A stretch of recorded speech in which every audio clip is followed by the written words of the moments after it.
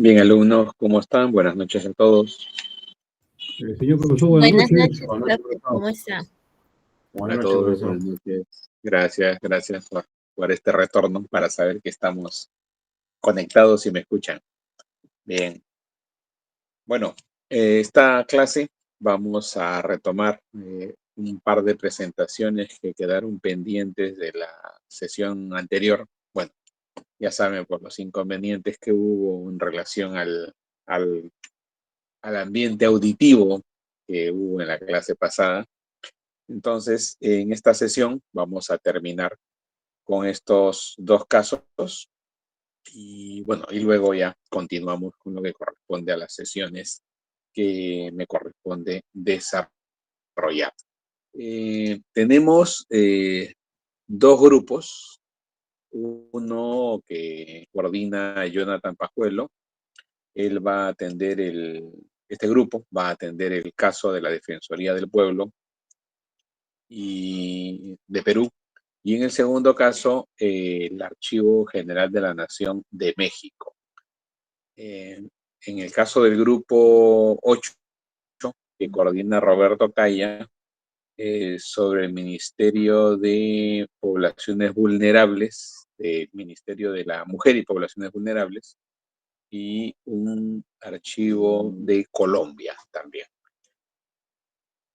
Entonces en el caso de Colombia es un caso similar, pero bueno, vamos a ver el enfoque que ellos le han dado en relación a este tema. Muy bien, vamos a empezar con el grupo que coordina Jonathan Pajuelo, donde participan, a ver si mal no recuerdo, estamos aquí con Gladys Lescano, Jonathan Pajuelo, Cristian Romaní, Mayra Justiniano y Roxana Zuni. Que me confirman que es así. Entonces empezamos para que... Muy bien, bien Roxana, ok. Entonces, nada, los dejo para que ustedes pongan la presentación.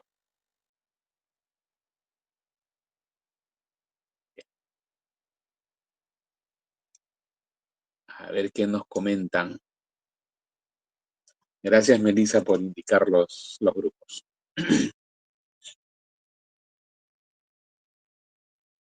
Sí, profesor, buenas noches. ¿Cómo estamos? ¿Qué tal, Patrick? Sí, profesor, Buenas hay noches una con compañera todos. que Somos va el a grupo comenzar la 7. exposición, Vamos a hablar que ha sobre la grabado, Defensoría del Pueblo. ha grabado su exposición porque ha tenido un problema personal, ella ya va a justificar con la escuela. Sí. Entonces, comencemos con la exposición que ha grabado la compañera. Sí, entiendo que sí me mandó un mensaje la compañera Justiniano, Mayra Justiniano, si no me equivoco. Sí, profesor, Mayra. Muy bien, bien. Ok, Melissa, gracias por confirmar. Listo. Estamos entonces empezando con Mayra. Ya, ok, vale. Buenas noches con todos. Somos el grupo 7. Vamos a hablar sobre la Defensoría del Pueblo del Perú y el Archivo Histórico de México. Los integrantes son Lescano Castillo Gladys, Pajuelo Aguirre Jonathan, Romaní Cueva Cristian, Zuni Chávez Roxana y quien les habla Justiniano de la Cruz. Vamos a hablar sobre el plan de contingencia de la Defensoría del Pueblo. Este plan se desarrolló gracias a la resolución jefatural número 544-2016 de la Defensoría del Pueblo de la Oficina de Administración y Finanzas. La gestión del archivo son cruciales para cualquier institución. En todo esto, el contexto de la Defensoría del Pueblo reconoce la necesidad de proteger y conservar el patrimonio documental. Este plan se basa gracias a las directrices del Archivo General de la Nación y se enfoca en la prevención y recuperación de los documentos en caso de inundaciones. Para ello,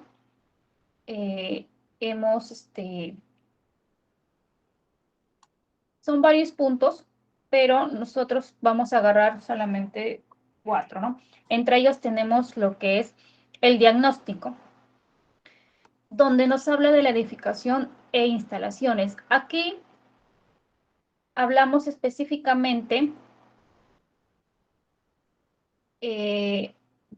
de la ubicación de los archivos en sus diferentes niveles, tanto en el archivo central, en el archivo de gestión o en el archivo periférico. También se detallan las unidades de conservación de los documentos, el acervo documental que abarca desde 1996 hasta la actualidad. Se destacan las principales series documentales que maneja el archivo central, como las resoluciones, comprobantes de pago, órdenes de compra, entre otros. Además, se menciona la eliminación de documentos de acuerdo a la normativa del Archivo General de la Nación. También mencionamos lo que es el potencial humano. El personal del archivo recibe capacitaciones de seguridad a lo largo del año, son 4 capacitaciones al año.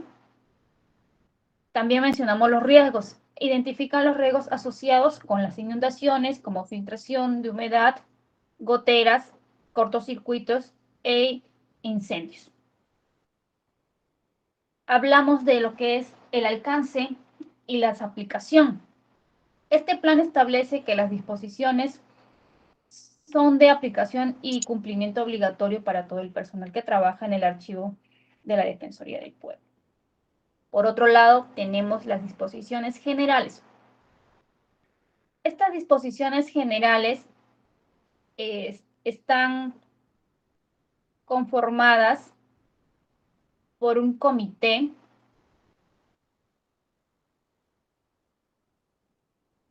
de seguridad y salud en el trabajo, ¿no? Este comité lo conforma como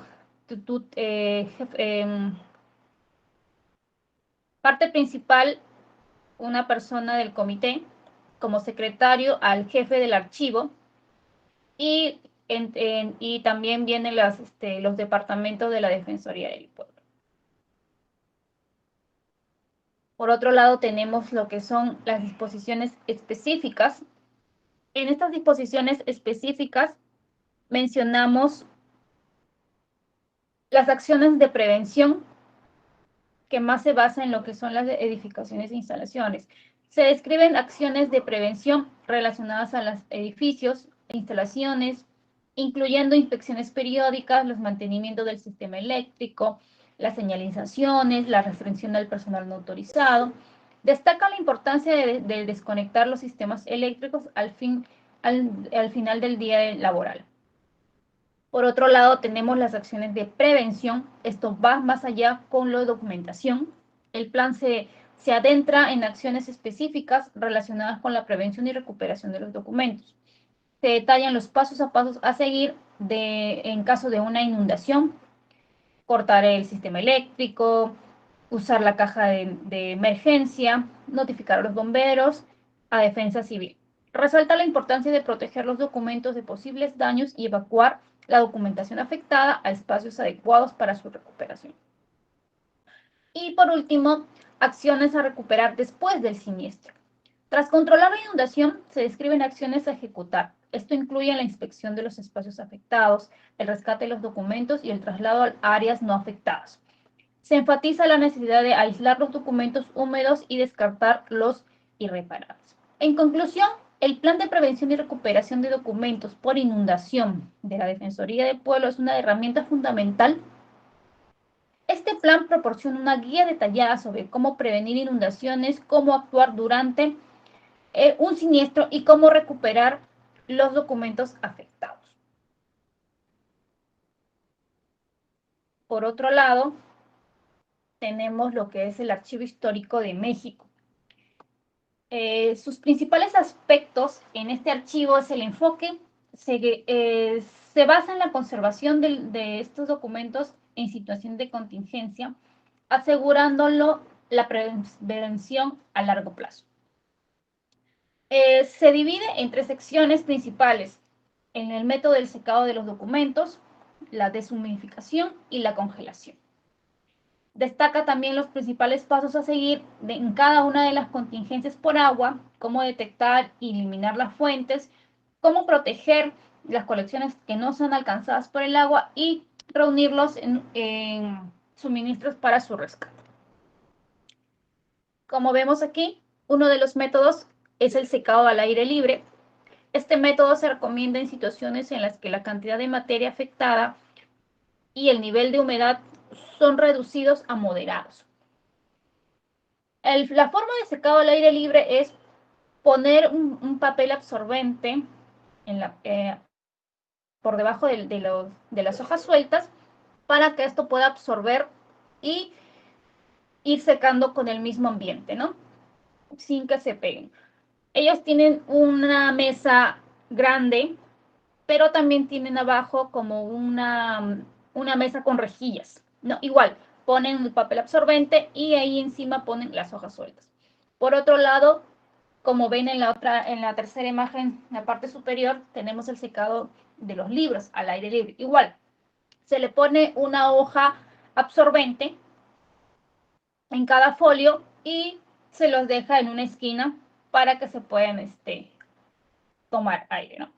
Y por otro lado también tenemos el método del secado del material fotográfico. Igual como ven en la imagen, son también con papeles absorbentes. Se pone la fotografía para evitar que se pegue o se pueda dañar la imagen con las tintas, ¿no? Luego tenemos el método de la deshumidificación. Esta es una opción útil en situaciones del daño excesivo por agua o en las colecciones que han sufrido daños leves a moderados, ¿no? Y por último tenemos lo que es la congelación, que se presenta como un método eficaz para los documentos o colecciones numerosas, que no pueden secarse antes de la aparición de los microorganismos o los hongos. Eso sería todo por mi parte. Le doy pase a mi compañera.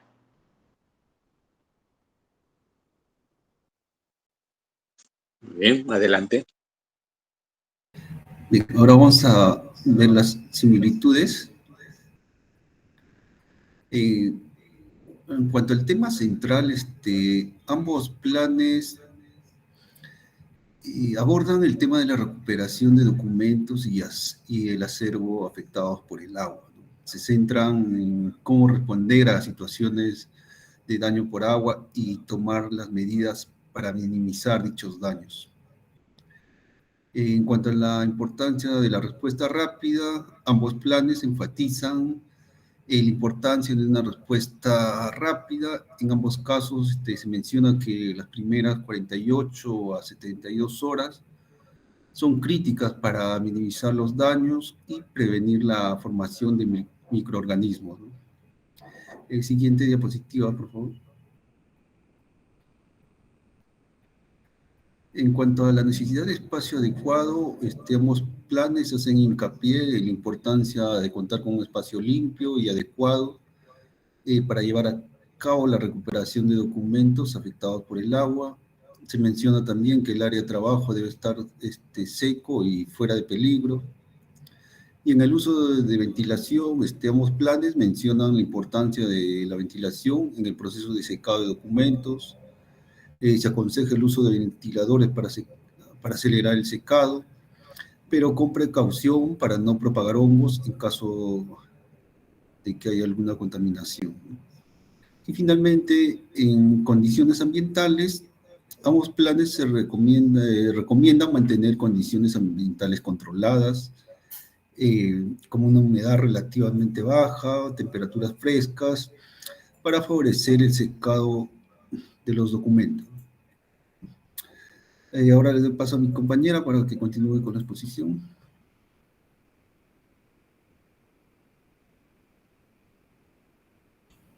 Buenas noches, profesor. Siguiendo con la exposición, yo voy a hablar sobre las diferencias.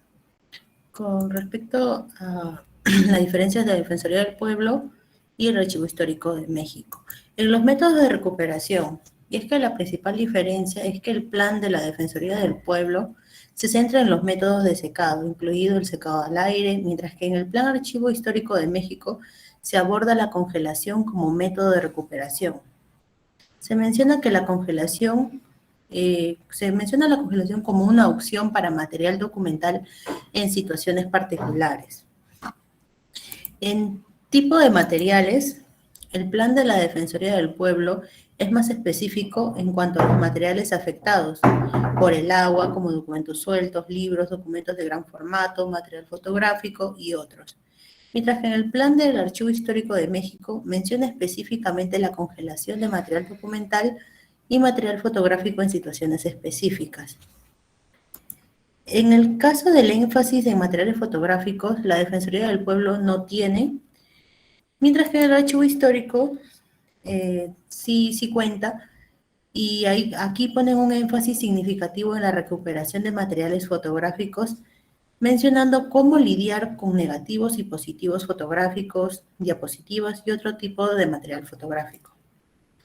En otros métodos de recuperación, en el plan de la Defensoría del Pueblo se enfoca principalmente en el secado al aire y sus técnicas, mientras que en el Archivo Histórico de México se menciona la deshumidificación como un método adicional para estabilizar condiciones ambientales y la congelación como un método complementario en situaciones específicas. Y es que ambos planes comparten el tema de la recuperación de documentos afectados por agua y enfatizan la importancia de una respuesta rápida y la necesidad de un espacio adecuado. Sin embargo, difieren en el método de recuperación específico que promueven, así como en los tipos de materiales en los que se enfocan. Y es que la Defensoría del Pueblo se centra en el secado al aire, mientras que el Archivo Histórico de México destaca la congelación y pone un énfasis especial en los materiales fotográficos. Con ello paso ahora a mi compañera que va a seguir con la exposición, profesor. Adelante. Bien, como hemos podido anticipar de la exposición, hemos sacado 5 ideas fundamentales que principalmente concluyen la exposición. Primero hablamos sobre la preparación y planificación previa. Estas son clave para la gestión de archivos, pues se debe conocer y evaluar los recursos patrimoniales y así establecer un equipo de respuesta y crear un plan de emergencia. Esos pasos son esenciales para que se minimicen los daños. Así también vemos que tras una respuesta rápida, podemos evacuar de manera inmediata los materiales que se puedan ver afectados por agua. Mientras más rápido se actúe, menores serán los daños que se sufren en los documentos u otros objetos. Así también hablamos de las técnicas de recuperación. Si elegimos bien las técnicas de recuperación, va a ser esencial para que en el caso del secado al aire o la congelación, de ser el caso, resultarán en métodos efectivos y cada uno con aplicaciones específicas y teniendo además pleno conocimiento de cuándo y cómo deben aplicarse. Así también hablamos del manejo especializado de los materiales, por ejemplo, fotográficos, que requieren un manejo distinto, ¿no? Debido a la sensibilidad de su material. Concluimos con evitar el contacto directo con la superficie, como evitar el papel encerado, prestar atención a los negativos y positivos, resultan en recomendaciones clave. Y finalmente, los desafíos únicos, ¿no? Los documentos y objetos patrimoniales tienen desafíos únicos y en términos de recuperación y preservación, es necesario que se considere la fragilidad de cada uno de estos materiales y actuar en consecuencia. Continuamos.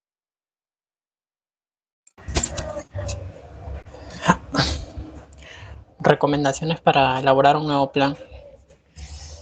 La evaluación de riesgos, que en esta etapa deberán evaluarse todas aquellas variables que supongan un peligro real para las personas y los fondos que alberga la biblioteca o archivo. En la coordinación y reparto de responsabilidades, dentro del reparto de responsabilidades deberá establecerse quiénes serán las personas que se ocupen tanto de realizar la planificación como de acometer las distintas tareas de salvamento y evacuación. En los procedimientos de actuación, la planificación del rescate de las colecciones afectadas por un siniestro requiere el establecimiento de un orden de actuación, según el cual las obras recibirán determinada atención, siendo la seguridad humana la máxima prioridad. Y para terminar, crear nuevos planes de contingencia si es necesario. Esto nos dice que nunca hay que olvidar que un plan de contingencia no es un documento estático. Por el contrario, el mismo puede verse afectado por la aparición de nuevos riesgos o amenazas. Y eso sería todo, profesor y compañeros. Gracias. Bien, Cristian, muchas gracias. Bueno, con esto cerramos la participación del grupo 7, que nos ha compartido los planes de emergencia tanto de la Defensoría del Pueblo como de Perú, como del Archivo General de la Nación de México.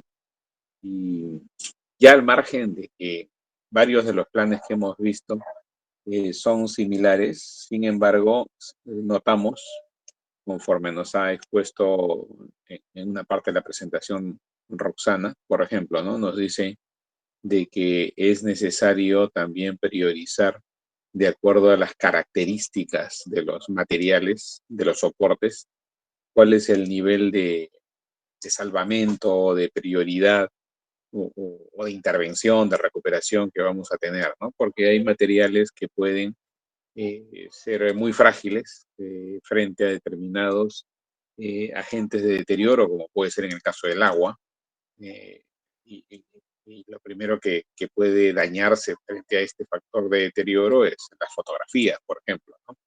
Posiblemente el papel pueda resistir, pero como también nos comentaba otro de los integrantes, hay plazos que se deben atender. Vamos viendo de que conforme avance el tiempo, el exceso de agua puede, si no se seca bien, puede provocar la aparición de microorganismos. Estamos hablando de unas 72 horas aproximadamente. Y entonces es necesario tomar esas previsiones. Bien, vamos a seguir con el último grupo, que, bueno, son dos integrantes, pero no porque sea pequeño sea menos trascendente. Se han tomado el esfuerzo de trabajar igual dos casos, que son los que van a compartir ahora. Estamos hablando de Roberto Calla y César Campos. Muy bien. Profesor, buenas noches. Ahora voy a hacer la presentación. Roberto, por favor. Buenas noches, profesor. ¿Cómo está, César? Buenas noches.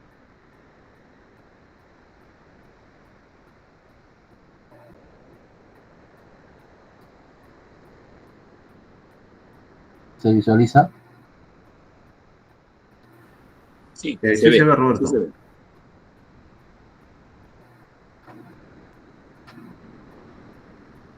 Un momentito, por favor.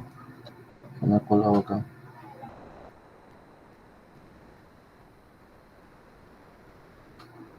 Ya. Sí lo ven, ¿no? Sí lo ven, César, ¿no?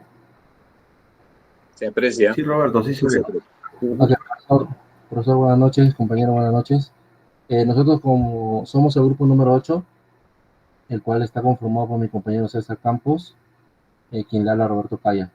En esta oportunidad nosotros vamos a hablar sobre los planes de emergencia en archivos, bibliotecas y centros de información. En la parte nacional, nosotros vamos a hablar sobre el plan de prevención de siniestros en el Archivo Central del Ministerio de la Mujer y Poblaciones Vulnerables. Y en la parte internacional, vamos a hablar sobre el plan de detención y prevención de emergencias en archivos de la Alcaldía Mayor de Bogotá.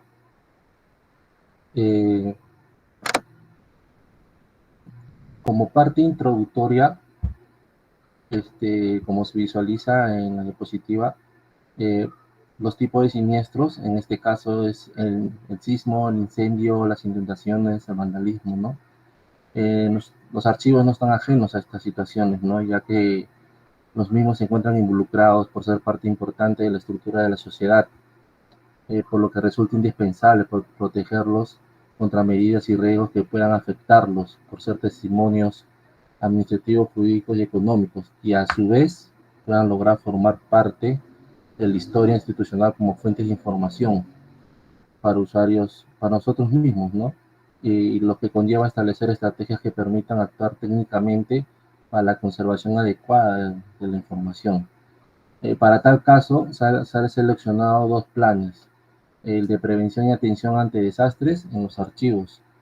uno nacional y el otro internacional, a fin de evaluarlos e identificar similitudes y diferencias que nos permitan recuperar los aspectos más importantes que nos lleven a la elaboración de un documento de gestión que cubra cada aspecto, convirtiéndolo en un instrumento de consulta y capacitación indispensable para el trabajo normalizado en los archivos.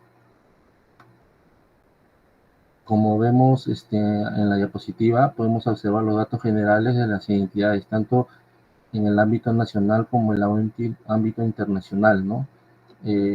Vemos como entidad, como ya lo comentaba el Ministerio de la Mujer y Poblaciones Vulnerables, y como documento normativo la resolución ministerial 094-2017-MIP, el cual ha sido con fecha 17 de marzo del 2017, como título Plan de Prevención de Siniestros en el Archivo Central del Ministerio de la Mujer y Poblaciones Vulnerables.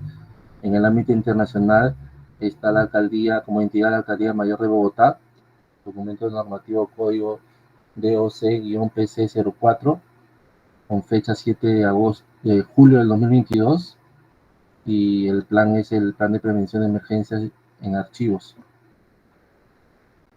Como podemos observar en la diapositiva, vemos los dos índices, tanto en la parte nacional e internacional, los mismos que vamos a ir desarrollando en el presente trabajo.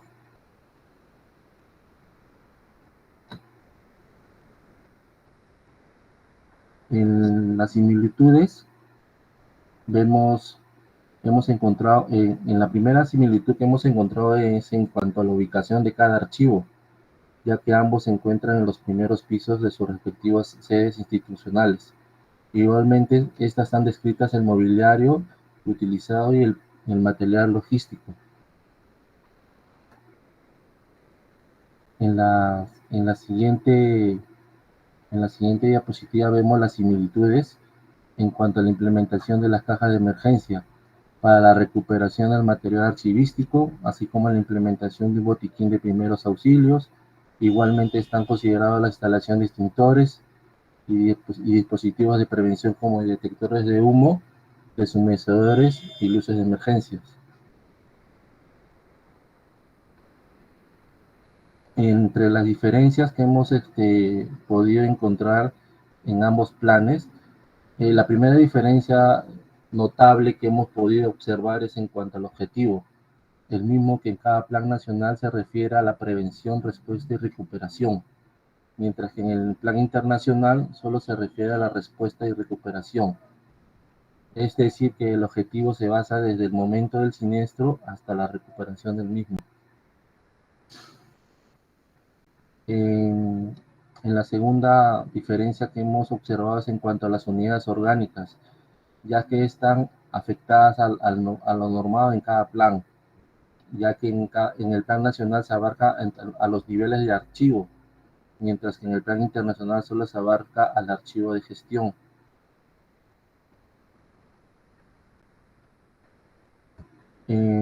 La tercera diferencia que hemos podido rescatar es la diferencia respecto a la responsabilidad de la ejecución del plan, ya que en el plan nacional la responsabilidad es sobre la Oficina de Trámite Documentario y Atención al Ciudadano, mientras que en el plan internacional pone niveles de responsabilidades de acuerdo a las diferentes unidades orgánicas, llegando hasta responsabilizar hasta los mismos trabajadores. Y en la cuarta diferencia que hemos podido encontrar es respecto al punto de las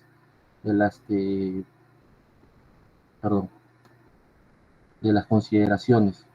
En el plan internacional, se establecen disposiciones muy generales para actuar durante y después del siniestro. Eso sería todo por mi parte, profesor. Le doy paso a mi compañero César Campos. Muy bien. Buenas noches, profesor. Buenas noches, compañeros. Continuando la exposición, continuamos con la quinta diferencia, donde se ve las disposiciones generales. En esta quinta diferencia encontramos, en cuanto a las disposiciones generales, ya en el plan nacional abarca sobre especialmente la prevención, ¿no? Para mitigar los daños ocasionados, tanto como el personal humano, como también en lo que es el material archivístico. Mientras tanto, en el internacional es parte de la respuesta ante el siniestro, ¿no? Continuando con la siguiente sexta diferencia, podemos encontrar en la definición de los tipos de siniestros, ¿no? Ya que en el plan nacional se establece como siniestro tanto el sismo, el incendio, la inundación y el vandalismo. Mientras tanto, en el plan internacional no se considera, ¿no?, como siniestro el sismo, ¿no? Por ello, en la cual detallamos en esta diapositiva las actividades de prevención y respuesta y recuperación del material archivístico para cada tipo de siniestro, ¿no? La siguiente, la séptima diferencia que encontramos en el plan internacional, en el punto de generalidades, ya que en dicho punto se identifica muy generalmente los tipos de desastres, ¿no? Como lo identificamos y de amenazas y acciones de respuesta ante dichas amenazas, ¿no? En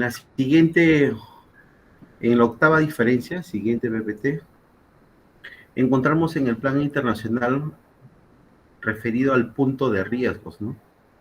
En la cual se identifican los riesgos por cada elemento o componente de archivo. Este tipo de riesgos es infraestructura, ¿no? Tipo de riesgos de material de archivo, tipo de riesgos por disturbios sociales. Y en el siguiente PPT es la novena diferencia. Encontramos también en cuanto al punto de emergencia de los documentos electrónicos, en la cual se halla solo en el plan internacional, ya que en el plan nacional no establece, ¿no?, las acciones de los documentos electrónicos, ¿no? En la siguiente diapositiva, que es sobre la dispositiva que hemos puesto, las diferencias, ¿no?, que la tenemos ahí, que en la cual las similitudes, fin de ambos planes se establece en las normas de acciones para la protección del personal, ¿no? Y la diferencia que tiene tanto el de Colombia en ese plan de la identificación de las acciones de prevención y respuesta y tratamiento del material archivístico, ¿no? Y también tenemos en lo que es similitudes, ambos planes incluyen la ubicación del espacio en los ambientes de archivo, así como los muebles o enseres que les entregan, ¿no? En el plan nacional, el cumplimiento alcanza todos los niveles de archivo, mientras en el plan internacional solo incluye el archivo de gestión. Ambos planes se consideran equipamiento de una caja de emergencia y botiquín de primeros auxilios. En el plan nacional incluye como desastre el sismo, aparte de la inundación, incendio, vandalismo, mientras en el internacional no cumple, ¿no? En el plan nacional incluye un inventario de series documentales por cada sesión, en el cual se puede determinar las series documentales en mayor importancia y urgencia para su evacuación, ¿no? En el plan internacional se establecen las medidas para la conservación de documentos electrónicos, ¿no? En la siguiente PPT hemos podido sacar unas conclusiones, ¿no?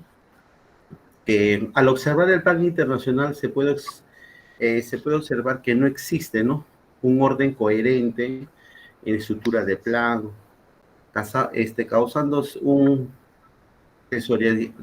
desorientación, ¿no?, una información sesgada, malinterpretada en el orden por un factor importante que es la elaboración de cualquier documento normativo, ¿no? Hay que tener un cuidado extremo con ese sentido, ¿no?, en poner todas las cosas en entendimiento, ¿no? En otro punto también podemos decir que en estos tipos de siniestros, sin excepción, las acciones de prevención y respuesta, y tanto como recuperación de material archivístico por cada uno de los tipos siniestros, también debemos considerar en el momento que se desarrolla, ¿no?, el plan. Hay tres aspectos básicos para obtener una base contundente, ¿no? Para que el plan tenga efecto positivo, para obtener resultados esperados, las cuales son ubicados en local de archivo, que debe ser ubicado en los 2 primeros pisos del inmueble, y si fuera en un sótano sería mejor, accesible. El local de archivo debe ubicarse con acceso libre, sin intervención de unidades, para que pueda entrar también las unidades de rescate como los bomberos, ambulancias, policías, y una buena eh, evacuación, ¿no? A cualquier desastre, ¿no? En la última, diapositiva, ¿no? que tenemos, hemos sacado especialmente bueno, lo que más o menos nosotros hemos podido entender, ¿no? Sobre el primer título. Bueno, para nosotros, como grupo, hemos quedado que el plan de prevención y actuación de recuperación de siniestros en los archivos debe haber una base legal, ¿no? El objetivo general debe definir, ¿no?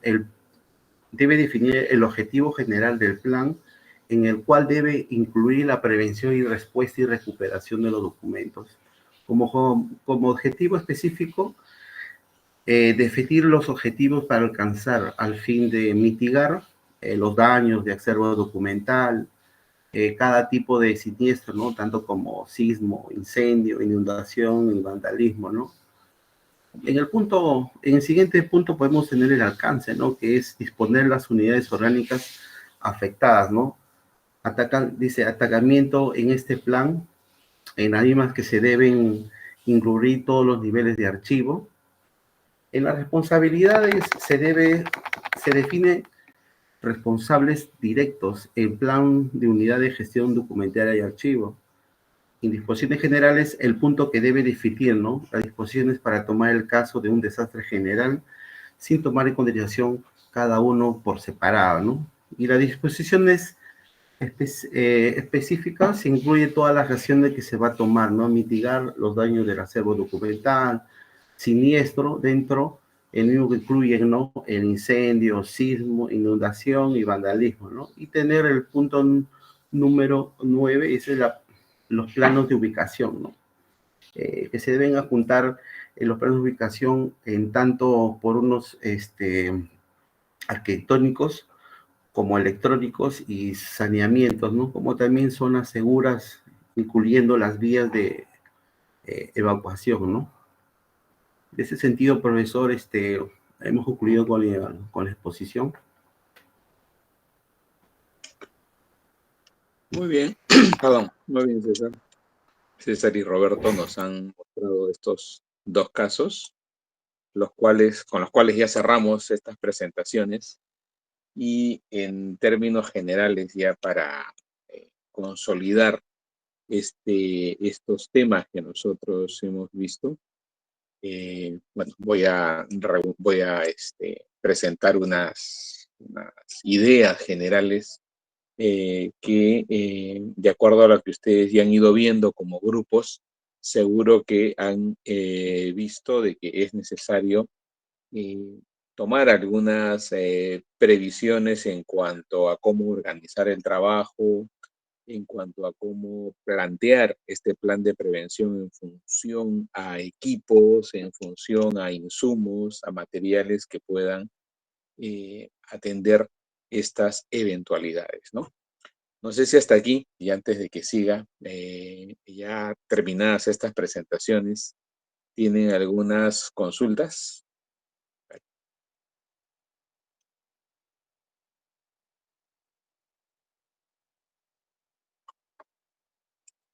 Bien, bien. Ok, voy a compartir lo que me toca. A ver, un momentito. Vamos a ver. Muchas gracias, profesor.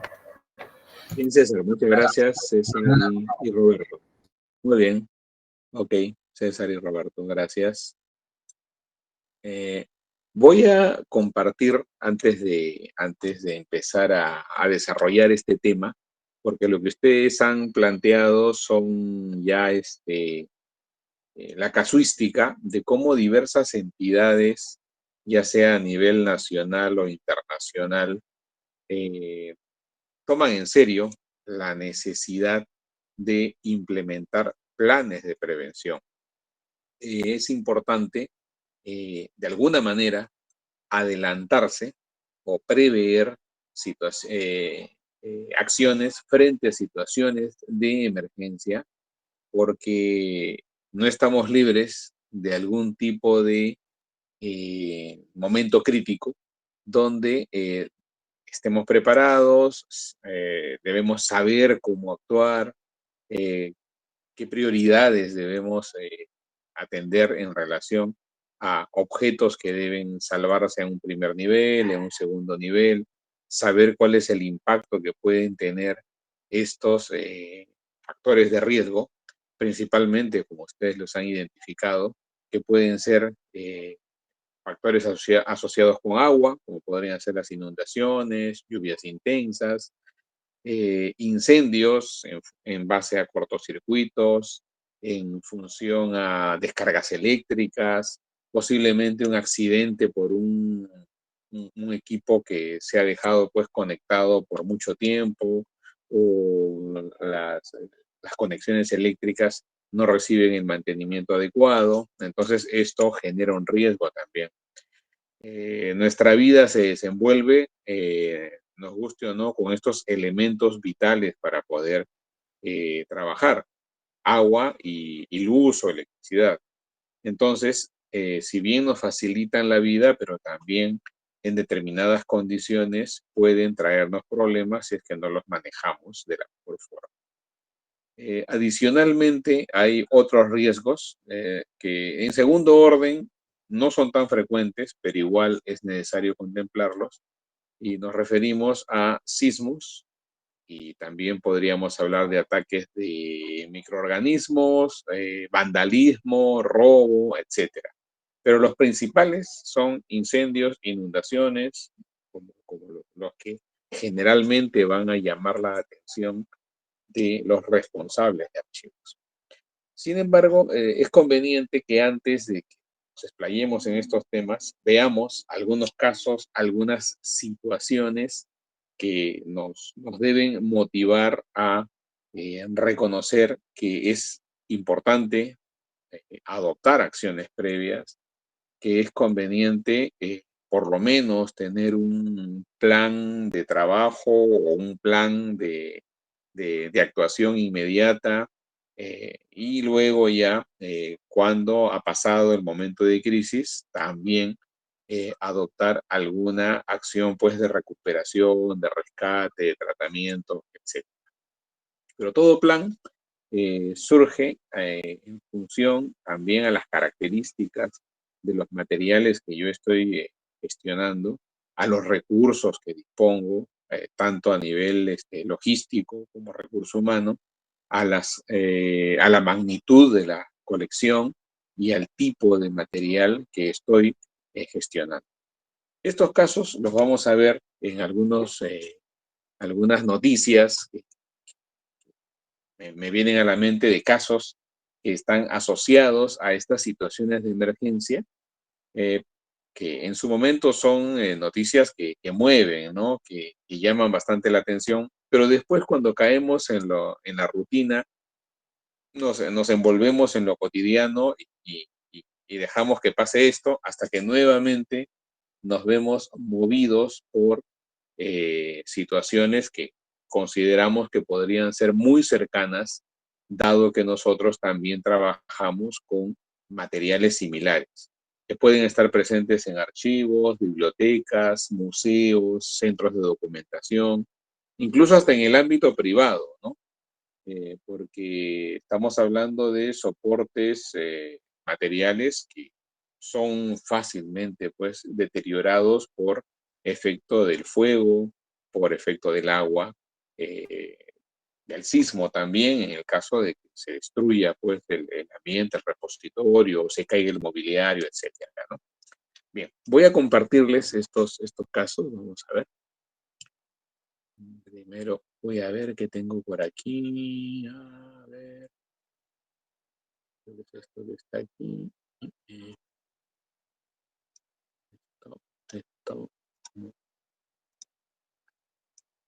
Info. A ver, primero voy a ver este caso que es de los más antiguos. Luego lo comento, ¿eh? A ver, acá está. Vamos a hacer esto y vamos a...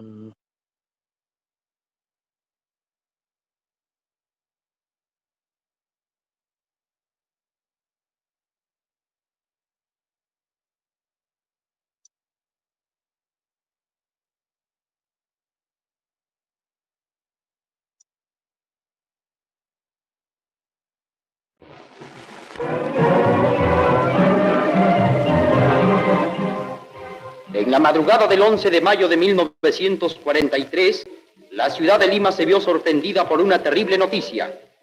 Incendio en la Biblioteca Nacional. Tremenda era la destrucción producida por el siniestro. 100.000 volúmenes se habían consumido por el fuego y la gran riqueza documental atesorada se había perdido casi totalmente. Pronto la desgracia fue conocida en el extranjero y las naciones amigas del Perú expresaron su condolencia. Ya no era sino un montón de escombros, ceniza y lodo, aquel rincón de Lima lleno del raro hechizo de la tradición y la leyenda, poblado de sombras ilustres y de gloriosos recuerdos, donde tantas generaciones de niños y adultos vivieron sus mejores sueños, vibraron con sus más hondas inquietudes y forjaron sus ideales más altos al escudriñar en libros, periódicos y manuscritos el misterio siempre renovado de la verdad y la belleza. José de San Martín fundó y abrió la Biblioteca Nacional poco después de proclamada la independencia del Perú. Fue este uno de los primeros actos de su gobierno. En un gesto inolvidable, San Martín donó la biblioteca particular que poseía a la institución que él creara para el pueblo peruano. Unida indisolublemente a la historia de la biblioteca se encuentra la figura egregia de don Ricardo Palma, nuestro tradicionista que contribuyó con su infatigable esfuerzo a reconstruir la casa en un momento crítico de la vida nacional. Los libros, manuscritos y distinciones honoríficas que múltiples veces recibió en vida, juntos con los otros objetos que le fueron usuales, no solo serán reliquias familiares, sino tesoro del Perú. Otro de los insignes directores de la biblioteca, don Manuel González Prada, la vigorosa figura polémica del pensamiento peruano. Su vasta producción literaria y política, así como históricos documentos, donde reafirmó su altivez cívica, ocupan un lugar de preferencia entre las colecciones de la biblioteca actual. Al lado de los blancos claustros de la Escuela de Bellas Artes, con sus jardines y clásicas estatuas, fue guardándose y clasificándose paulatinamente lo que pudo salvarse del incendio, lo que fue restaurado después y los donativos y adquisiciones. Aquí, con indeclinable entusiasmo, pese a todas las incomodidades, se lleva a cabo la catalogación de los fondos, que hoy llegan casi a 100.000 volúmenes. De cada libro se hacen varias tarjetas. El catálogo debe responder en cada caso a las diferentes preguntas que cualquier lector puede hacer. ¿Qué obras hay en este autor? ¿Existe este libro cuyo autor no recuerdo? ¿Qué obras hay sobre esta materia?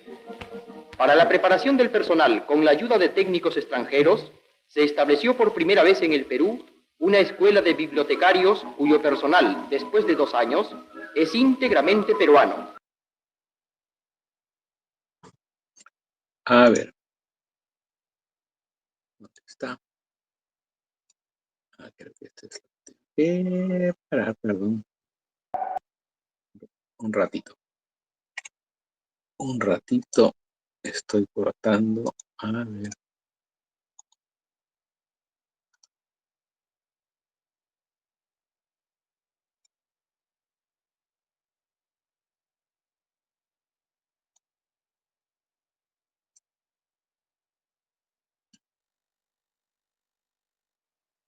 Bien.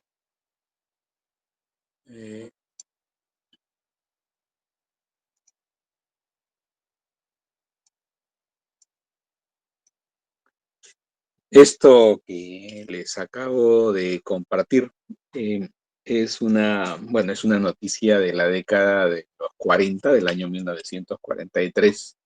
Es una fecha emblemática para la cultura del país porque está asociada a una de las principales instituciones que resguarda la memoria escrita. En ese momento, incluso, o si ustedes se ubican, la Biblioteca Nacional, que está en el local de la Avenida Bancay, ahora se llama Biblioteca Pública de Lima, porque su nueva sede, donde está la documentación patrimonial, está en San Borja.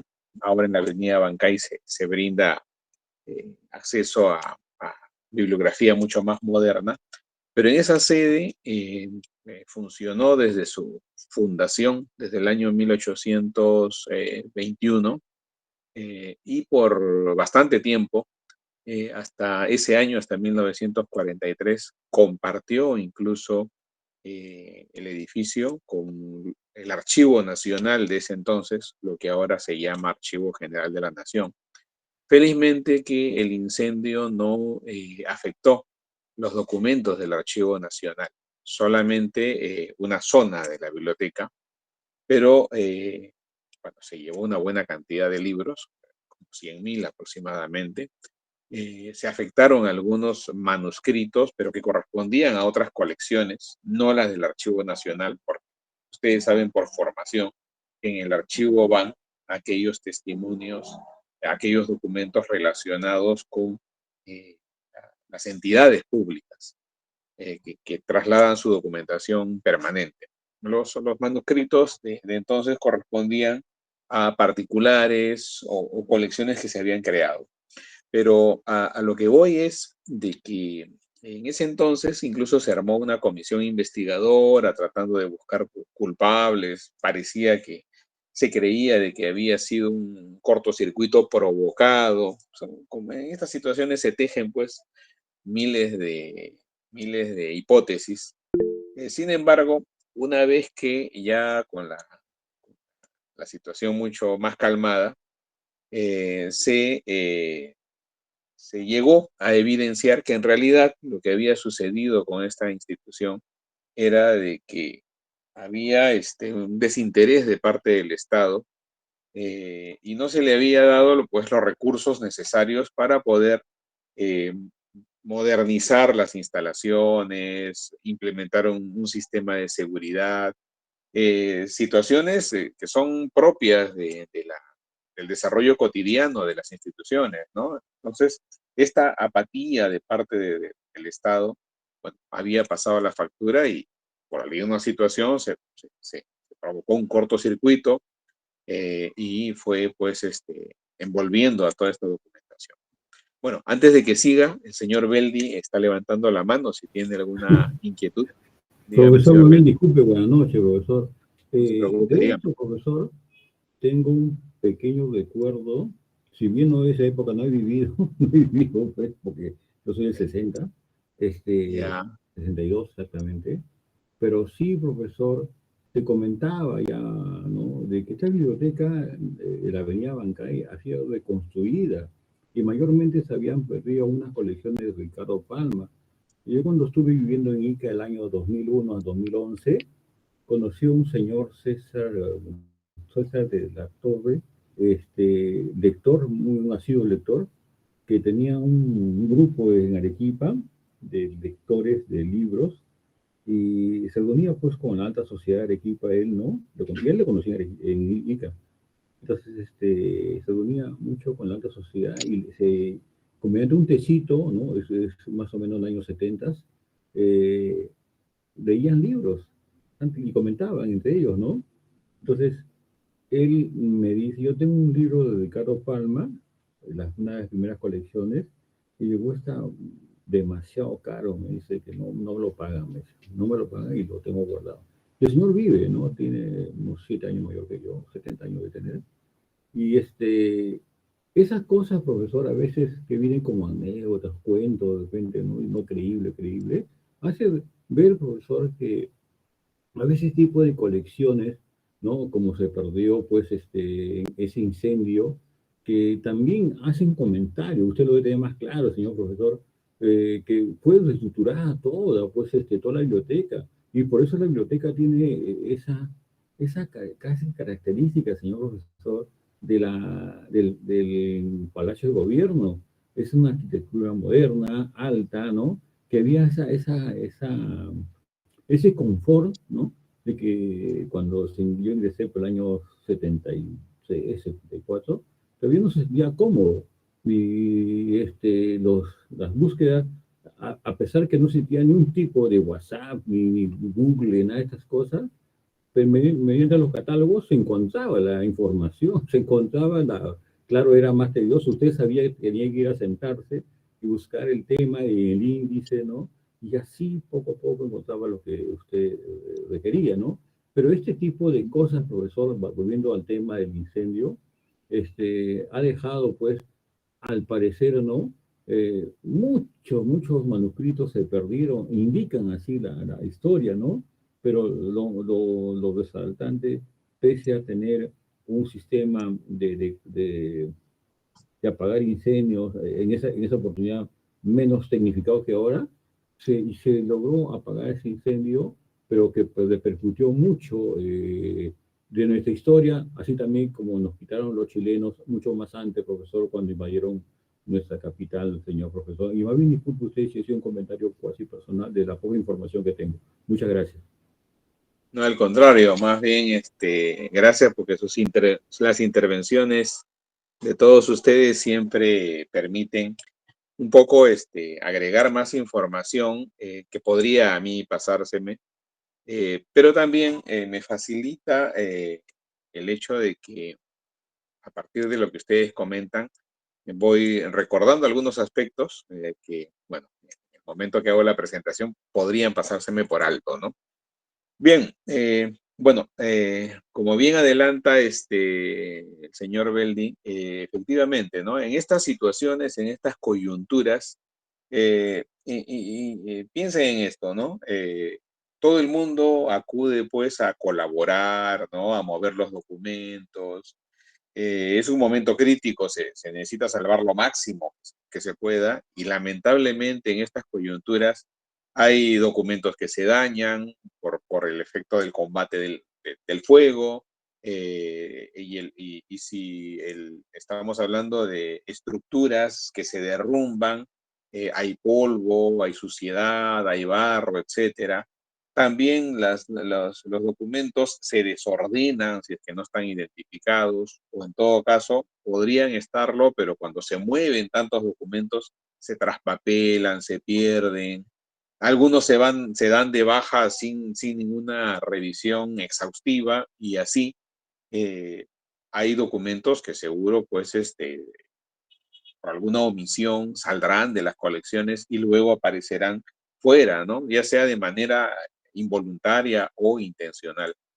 Así como pasaba, bueno, me está haciendo acordar el señor Beldi esta historia que tenemos, esta leyenda negra de la época de la guerra con Chile, que si bien se llevaron varios documentos, pero también hay que reconocer que la coyuntura fue aprovechada por algunos interesados locales que encargaban a algunos soldados chilenos que estaban ocupando la Biblioteca Nacional en su momento, encargaban que se les pueda ubicar algún documento, algún libro y por lo bajo se pagaba. También había una especie de comercio negro, ¿no?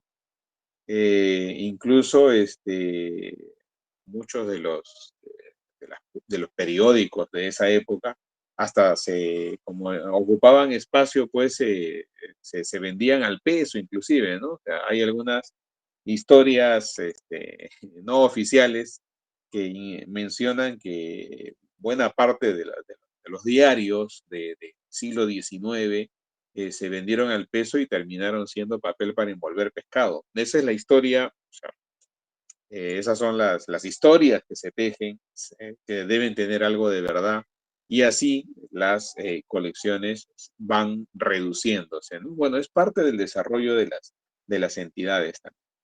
Pero en este caso, en el de la Biblioteca Nacional, bueno, felizmente que se salvaron los documentos del Archivo Nacional, que después se movieron a la sede que por mucho tiempo ha tenido en Palacio de Justicia. Y el edificio de la Biblioteca Nacional, el que ustedes conocen, el que está Bancay, como bien adelanta el señor Beldi, es relativamente moderno porque es un nuevo edificio que entonces se construyó entre el año 1944-47, cuando asumió la jefatura de esta entidad, Jorge Basadre, que estuvo encargado de recuperar estos materiales. Y lo que se pudo salvar, los documentos que se pudieron aislar, se presentaron en estas condiciones, ¿no? Se guardaron por mucho tiempo y en el siglo XXI, ya hacia el año 2014-15, se llegaron a ubicar, se llegaron a separar y se planteó la necesidad de poder recuperar buena parte de estos materiales, previa valoración también, ¿eh? No es que todo se pueda salvar, lamentablemente esas son las prioridades que uno debe establecer, porque hay material que puede estar incompleto, que puede estar frágil, que posiblemente no se tenga la capacidad técnica para poder recuperar todo, el personal, los insumos, etcétera. Bien, bueno, voy a dejar esta presentación aquí para poder continuar justo con este tema, porque tengo aquí algunas imágenes sobre el caso y después vamos a ver otros casos para que veamos la magnitud de estas situaciones a las que se exponen nuestros materiales, tanto en archivos, en bibliotecas y diversos repositorios, cuál es el impacto que pueden tener estos riesgos y cómo es conveniente que nosotros adoptemos algunas medidas preventivas. Bien, vamos a dejar esta presentación en este punto y regresamos en unos minutos, ¿eh? Muy bien, estamos de regreso. Y bueno, retomando lo que estábamos comentando, les decía de que, bueno, parte de la documentación, sobre todo libros, algunos manuscritos, varios impresos antiguos que pudieron salvarse de este incendio del año 1943, se acopiaron en un lugar de la entidad, estuvieron bastante tiempo allí aislados, no se había propuesto un tratamiento, un rescate de esta documentación, porque primero no se tenían los recursos, un laboratorio de restauración debidamente equipado y bueno, también era necesario dedicar buena parte de tiempo y esfuerzo de profesionales dedicados a la identificación primero, identificación, separación de estos materiales, porque solamente estaban empaquetados, dispuestos separados por paquetes de tapa y contratapa nada más, con alguna identificación superficial. Y en su momento, gracias a un proyecto de colaboración con la UNESCO en el año 2016, se planteó el rescate de estos libros y vamos a ver, se publicó un folleto sobre este proyecto y lo he recuperado para que se vea en qué condiciones estaban estos materiales, ¿no? Y de qué trataba. Bueno, algunos grabados correspondientes a volúmenes del siglo XVII, XVIII. En este caso es una genealogía inca, eh, que en su momento el que la elaboró quería eh, identificar que había una continuidad entre el gobierno prehispánico y luego ya el español. Por eso es que precede al monarca español. Bien, vamos a ver algunas imágenes, ¿no? Y algunas de estos casos, ¿no? Por ejemplo, este es el manuscrito original del trabajo de Ricardo Palma, Verbos y Gerundios, del año 1887. Si ustedes advierten, bueno, propio de un incendio, ¿no? ¿Qué es lo que sucede? Aquí notamos, voy a ampliar esto un poquito más, pero sí se ve ahí, ¿no? Estas son huellas de agua que se ha utilizado pues en el combate del incendio. Este material se mojó. Si había suciedad acumulada, estas son manchas, ¿no? De esa suciedad, agua mezcla con polvo, si hay mucho polvo acumulado, se va a evidenciar al nivel de barro inclusive. Tengan en cuenta que esto estaba en un edificio que estaba, cuya estructura era quincha, era adobe, ¿no? Entonces, agua sobre este material, pues también se desintegraban las paredes, los techos, donde podía haber polvo acumulado y todo esto caía también sobre los materiales. Ni qué decir, y es evidente de estas zonas que están quemadas, ¿no?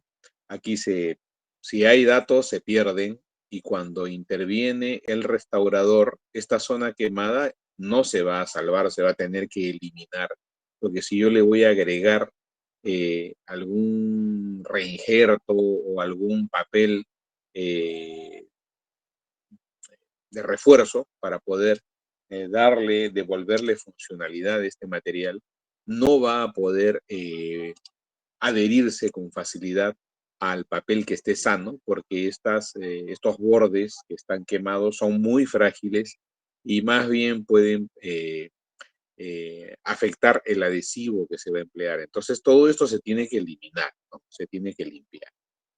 Y eso se va a perder definitivamente, ¿no? Ese es el riesgo que hay con estos materiales, ¿no? Esta zona quemada se pierde, ven manchas de suciedad, podría haber incluso manchas de microorganismos que con el tiempo se secaron, porque en su momento incluso se utilizaron ventiladores, se prestaron deshumedecedores, no eran muy frecuentes, pero algo se pudo recuperar y esto es lo que hay, ¿no?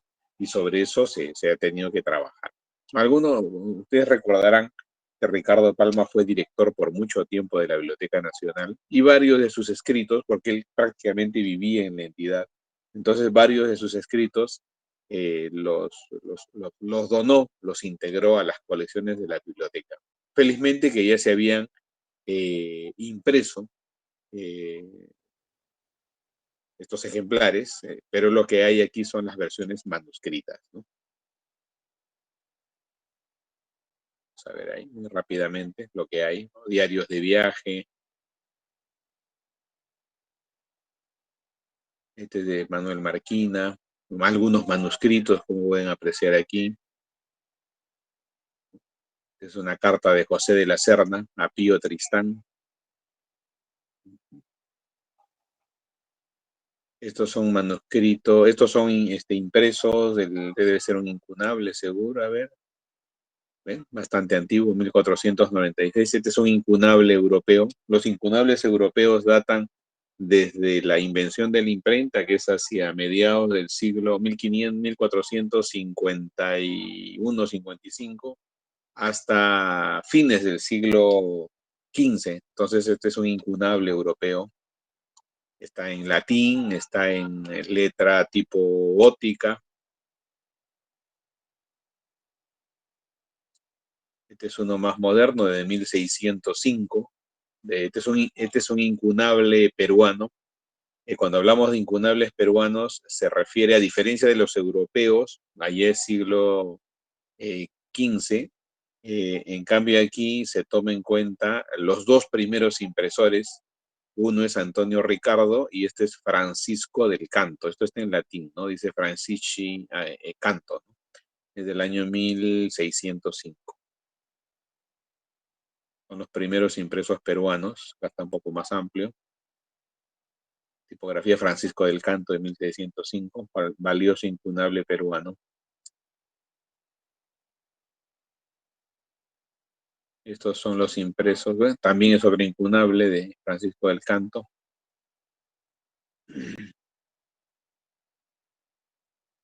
Este es el manuscrito de Ludovico Bertonio, Vocabulario de la Lengua Aymara, 1612. Por ejemplo, este es el manuscrito de unos impresos que se hicieron en Juli. Juli es una zona de Puno, de donde las misiones jesuitas después salían a evangelizar la zona del Paraguay. Es una biblioteca bastante representativa. Y así para no detenerme mucho con esto.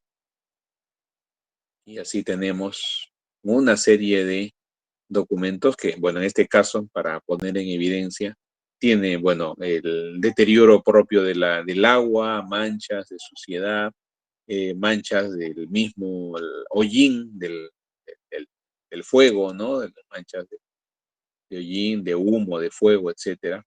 Seguro que este papel se ha pegado con otro por estas manchas, ¿no? El deterioro propio de la fragilidad del papel hace que algunas zonas se doblen, ¿no? Puede haber microorganismos, insectos, depende de dónde haya estado guardado esto, ¿no?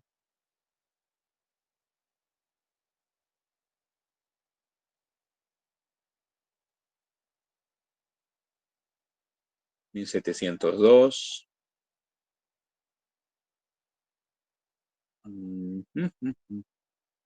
Vamos a ver si por aquí hay algunos mapas también. Este es un mapa ¿de dónde es esto? A ver, por acá debe decir. Países Bajos, ¿no? Polonia. Países Bajos.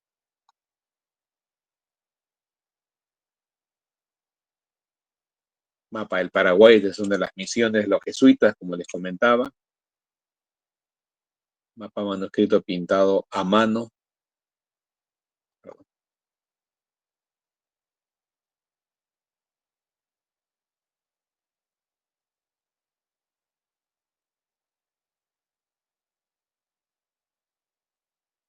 Y por aquí debe terminar esto.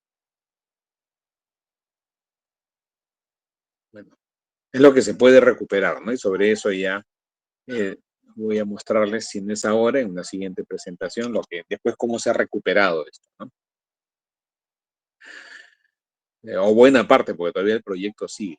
Esto es un trabajo bastante lento,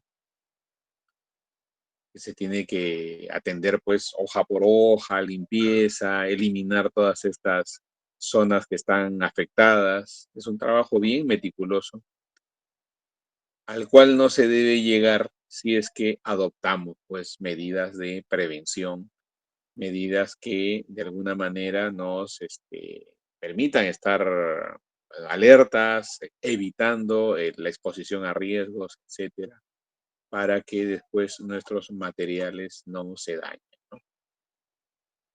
Bien. Este es un caso. Estamos viendo el efecto del incendio del año 1943. Imagínense, estamos hablando de hace 80 años, ¿no? Imagínense el impacto que ha tenido esta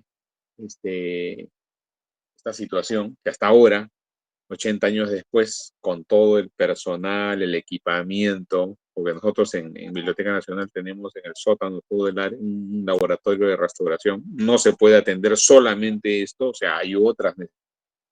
Entonces ya estos proyectos salen de manera muy aislada, se trabaja, algunos ejemplares se programan en el año, entonces hay trabajo para rato, porque por otro lado, llegan otros documentos que se deben atender, monitorear, vienen algunos pedidos de fuera. Entonces, es una entidad nacional que no solamente se puede concentrar en una colección. Bueno, este es un trabajo grande, pero que lo pongo en evidencia para que ustedes vean cuál es el impacto que tiene, en este caso, sobre patrimonio cultural. O sea, si nos puede dar un poco de resquemor el hecho de que nosotros podríamos, si no tomamos las previsiones necesarias, poner en riesgo nuestra documentación, que puede ser eh, fondos o colecciones modernas, que posiblemente en su momento se vayan a eliminar si es de acuerdo a nuestro eh, plan de eliminación. Esto va a estar algún tiempo con nosotros, pero quizás hasta podemos tener copias digitales, pero en esa época no había esa posibilidad. Entonces, esto es lo que ha quedado y queda como una lección aprendida, ¿no? Bastante fuerte, pero es una lección a fin de cuentas que es necesario manejar, ¿no? Bien, voy a dejar de compartir esto y para seguir viendo algunos casos, otros casos también. A ver, déjenme ver. Quiero ver esto. Ah, ya. Creo que acá hay un video. Sí. Este es el siguiente caso que vamos a ver, es el del el Museo Nacional o el Archivo Nacional de Brasil, ¿no? Que sucedió hace algunos años, muy pocos. A ver. Ajá, creo que es esto. Museo Nacional en Río de Janeiro. A ver.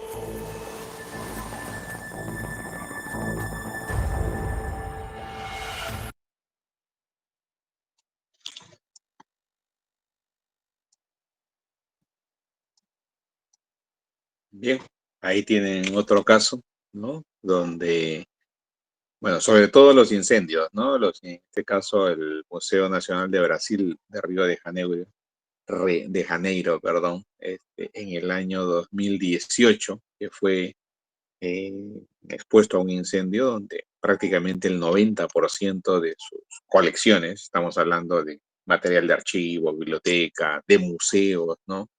Todo eso fue destruido por el incendio, ¿no? Eh, algunas teorías dicen que fue un cortocircuito en el laboratorio audiovisual del museo, ¿no? Eh, Parece que era un tema de mantenimiento, entonces eso después fue corriendo por toda la estructura y arrasó con buena parte de bueno, casi todo, ¿no? En realidad, casi toda la documentación, casi todos los materiales de esta entidad, ¿no? Bien. Y bueno, podemos ver más casos, ¿no? Eso ya en una presentación que tengo, les mostraré, pero podemos ver muchos más casos. Sin embargo, es necesario adoptar acciones, ¿no? Porque si no, vamos a tener que, en todo caso, invertir en trabajos de recuperación, en trabajos de intervención, lo cual también demanda una serie de recursos, ¿no? Eh, Voy a compartirles, esta es una presentación que desarrollé justamente para poner en evidencia el trabajo que se hacía con estos documentos que les comenté de la Biblioteca Nacional, eh, sobre cómo estábamos nosotros recuperándolos. eh, y bueno, no les muestro toda la presentación, está en línea, pero un poco para que vean este tratamiento y esta inversión de recursos que es necesario dedicar, ¿no? Para poder responder para poder recuperar estos materiales. Entonces, es una presentación previa de cómo era la biblioteca antes, ¿no? Durante el incendio, era una estructura de madera, perdón, era una estructura de madera, con paredes de quincha, ¿no? Techos de madera. Seguro que había acumulación de polvo también, falta de mantenimiento en las instalaciones, etcétera. Pueden ser muy cálidas estas imágenes, pero si vemos la realidad, lo que hay detrás, o sea, es necesario estar atentos a los riesgos que podrían exponer nuestros materiales, ¿no? Y esto, aunque parezca de repente un poco anecdótico, cuando me ha tocado visitar algunos locales de archivos, sobre todo cuando he estado en el archivo, bibliotecas un poco menos, pero no se toma conciencia de que, o sea, hay riesgos potenciales que pueden afectar nuestros documentos, nuestros libros, ¿no? Y en estas épocas, encontrarse todavía con conexiones eléctricas manejadas con estos sistemas de corte de tipo cuchilla, o sea, ya parece bastante arriesgado, ¿no?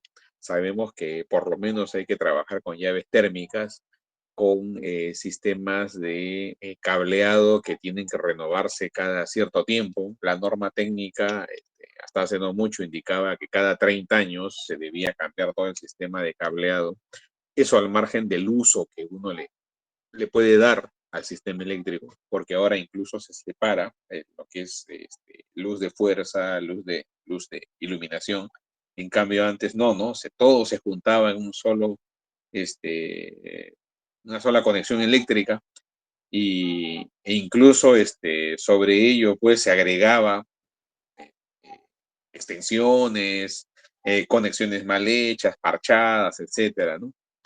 Ahora, por ejemplo, y es bueno también que tomemos conciencia de estas sobrecargas que nosotros le damos a algún punto de la luz, de la conexión eléctrica, cuando ponemos pues servidores, hornos microondas, dejamos mucho tiempo cargados y sin razón, ¿no? Los cargadores estos de teléfonos, entonces todo eso implica riesgos potenciales también. Bien, el comentario sobre el incendio del año 43, cuántos volúmenes se llegaron a perder según la fuente de El Comercio, ¿no? Las noticias que en su momento salieron sobre el tema y que ustedes también han apreciado en el video que les compartí. El trabajo que se hacía, miren ustedes ahí, ¿no? O sea, el combate de incendios va a demandar en una situación extrema que lleguen los bomberos y echen agua. O sea, no les van a decir, o sea, no va a haber oportunidad para que uno diga, no, esta colección no, estos documentos no. O sea, porque ahí la prioridad es apagar el incendio, porque se pone en riesgo la vida y la prioridad es la vida, ¿no? Entonces, para no exponernos a situaciones de este tipo, seguro que ya uno previamente, lo recuerdo por las presentaciones que ustedes han hecho, ¿no? O sea, ya las instituciones o el responsable de archivos eh, para atender una emergencia sabe cómo están ubicados sus documentos, cuáles son prioritarios, en el caso deba moverlos, salvarlos.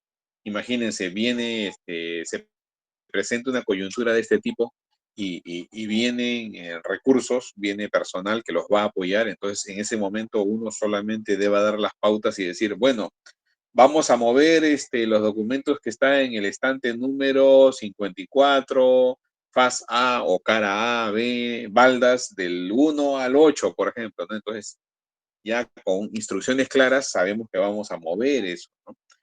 No en el momento vamos a ponernos a revisar, a clasificar, ya no hay tiempo para eso. Por eso es que debe haber una planificación, porque si no, nuestros amigos bomberos van a hacer su trabajo, ¿no? Que es combatir el incendio, van a agregar una alta cantidad de agua, y bueno, va a haber derrumbes, va a haber algún tipo de impacto sobre los materiales, entonces, ni vuelta que darle, ¿no? O sea, hay que estar prevenidos para que después el combate del fuego o el manejo de las emergencias eh, luego no impacte sobre nuestros materiales, porque si no, para recuperarlos también va a ser complicado, ¿no? Como lo vamos a ver ahora. Bien, y así quedaron los documentos, así se fueron apilando lo que se iba rescatando, y seguro que parte de ello es lo que después ya nosotros lo estamos manejando, lo estamos tratando. El incendio prácticamente duró 2 días, porque incluso había focos de incendio que por ahí el calor pues estaba ahí latente y tenían que seguir trabajando los bomberos, ¿no? Bien. Y en el año 47, casi 4 años después, con una nueva estructura, mucho más segura, moderna, techos altos, con una mejor conexión, mantenimiento, etcétera, abre sus puertas. Previamente hubo una campaña, ¿no?, para poder reconstruir la Biblioteca Nacional. Felizmente se movilizó bastante colaboración, hubo actividades, ¿no? Imagínate, es curiosa esta nota, ¿no? Una corrida de toros, bueno, la cultura de la época, ¿no?, a beneficio de la Biblioteca Nacional. Kermés, etcétera. Interesante. Así es la época, hay que reconocer, es la época, ¿no? O sea, no podemos cambiar el pasado, pero así evolucionamos, ¿no? En veladas, conciertos, etcétera, ¿no? Y también se recibieron donaciones, ya llegaron muchas del extranjero y así se fueron recuperando las colecciones. Y esto es lo que sería, pues, ya la nueva sede, ahora ya un poquito antigua, pero en su momento era la novedad. Y quienes visiten la Biblioteca Nacional en el local de Bancay van a ver la misma infraestructura, ¿no? Y esto es importante, ¿no? O sea, espacios amplios, eh, espacios grandes también para la circulación, techos altos para facilitar la circulación. Y esto es bueno para, si nosotros carecemos de un sistema de aire acondicionado, lo mejor es tratar de refrescar el ambiente. Y esto se logra con espacios amplios, altos. Menos iluminación, sí, si fuese depósito, pero en el caso de las salas se necesita luz natural. Sí, incluso se creó una sala de niños, ¿no? Entonces el área de procesamiento técnico, la recepción de donaciones, y esta fue la nueva sede que se construyó y se inauguró en el año 1947. Miren qué diferencia con la avenida Bancay de ahora, ¿no?, que hay tanto tráfico. Bueno, no tanto, había se ordenado un poquito, pero se podían estacionar ahí en la puerta. Este es el local de la avenida Bancay. Es una alegoría que hice al valor que tiene la Biblioteca Nacional o cómo está identificado con el país. Este es un jueguito que hice con las imágenes del billete y la estructura, ¿no? El edificio. Bien, ahora vamos a ver, esta es la nueva sede que muchos deben conocer. Y aquí ya vemos cómo se estructuró este proyecto. O sea, imagínense, toda esa documentación que se pudo salvar. Lo importante es que no debemos llegar a ese nivel si es que tenemos un plan de prevención. Pero bueno, ¿cómo vamos a recuperar aquí, no? Este es un proyecto que prácticamente se implementó casi 80 años después, un poquito menos si nos referimos al año 2015. Pero se tenía que hacer todo esto, ¿no? Primero había que investigar, identificar los libros, porque estaban mezcladas incluso los materiales, una portada por aquí, la mitad del documento por otro lado, etcétera, ¿no? Y luego había que registrar esta información en el Sistema Integrado de Gestión Bibliotecaria, o la base de datos. Y en paralelo a la investigación también se trabajaba con el área de conservación y restauración. Primero se veía la parte preventiva, se intervenía sobre aquello que podía ser restaurado. No todo se ha restaurado, por lo menos se ha estabilizado. Es decir, cuando hablamos de estabilización, nos referimos a evitar que el material se siga deteriorando. Entonces, si vemos que es bastante complicado, muy frágil, por lo menos esto se protege. Se pone una envoltura, se pone algún tipo de estuche, una caja, y se aísla el material del deterioro. Se identifica, obviamente, se registra en base de datos, porque ya se tiene que controlar, y se digitaliza para poner esto al servicio, ¿no? Bueno, y en paralelo se tiene que ir actualizando la información del proyecto. También se tiene que ir capacitando al personal para el manejo de este tipo de documentos. Obvio que luego hay que trabajar con campañas pues a nivel de la entidad o del público, ¿no? Y una vez que se ha recuperado el material, luego se está registrando poco a poco lo que se va recuperando en un proyecto que gestiona la UNESCO que se llama Memoria del Mundo. Esto también lo pueden ver en internet, ¿no? Están en Memoria del Mundo documentos no solo de la Biblioteca Nacional, también del Archivo General de la Nación y de otras entidades que resguardan este, documentos, publicaciones que eh, representan el desarrollo cultural de los países, no solamente de Perú, sino de muchos países, pero nosotros participamos de este proyecto. Muy bien, y esta información, en primer lugar, se tiene que, la descripción, la identificación de los materiales, se registra en una hoja de cálculo para empezar, que es un Excel convencional, ¿no? Pero siguiendo unos campos de unos estándares que se utilizan en bibliotecas, ¿no? Para entonces, MAR 21 y las ACR2, y luego las recomendaciones pues, bibliográficas, ¿no? Para lo que corresponde el material antiguo. Hay que, para la época, ver variaciones idiomáticas, se recurre al WordPad, referencias externas, etcétera, y también se desarrolló una directiva de valorización y tasación del material bibliográfico y documental. Esto ya forma parte de los instrumentos de gestión interno que también deben servir para poder organizar el trabajo. Bien. ¿Y qué se fue haciendo, ¿no? En primer término, y esto forma parte ya de los trabajos de recuperación, bueno, primero de identificación y después vamos a ver lo de restauración, ¿no? Ya se tiene que ir levantando esta información.